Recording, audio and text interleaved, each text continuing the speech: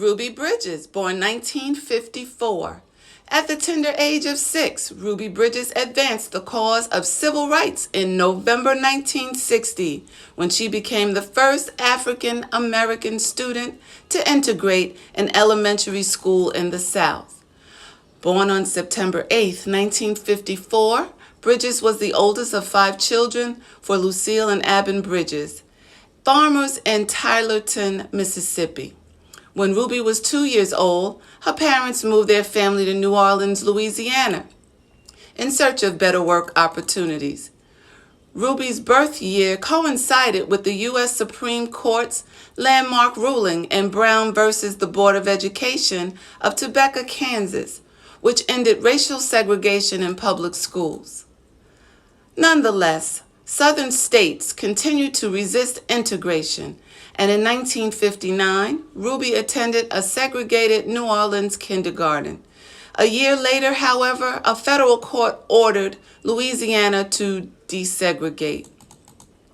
The school district created entrance exams for African American students to see whether they could compete academically at the all-white school. Ruby and 5 other students passed the exam.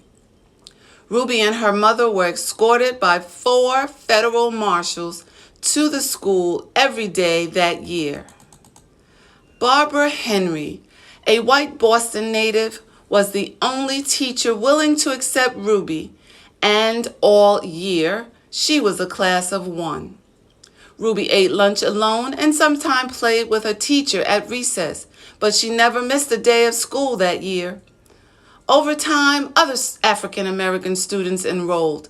Many years later, Ruby's 4 nieces would also attend. In 1964, artist Norman Rockwell celebrated her courage with a painting of that first day entitled "The Problem We All Live With." Ruby graduated from a desegregated high school, became a travel agent, married, and had 4 sons. She was reunited with her first teacher, Barbara Henry, in the mid-1990s, and for a time the pair did speaking engagements together. Ruby later wrote about her early experiences in 2 books and received the Carter G. Woodson Book Award. A lifetime activist for racial equality in 1999, Ruby established the Ruby Bridges Foundation to promote tolerance and create change throughout education.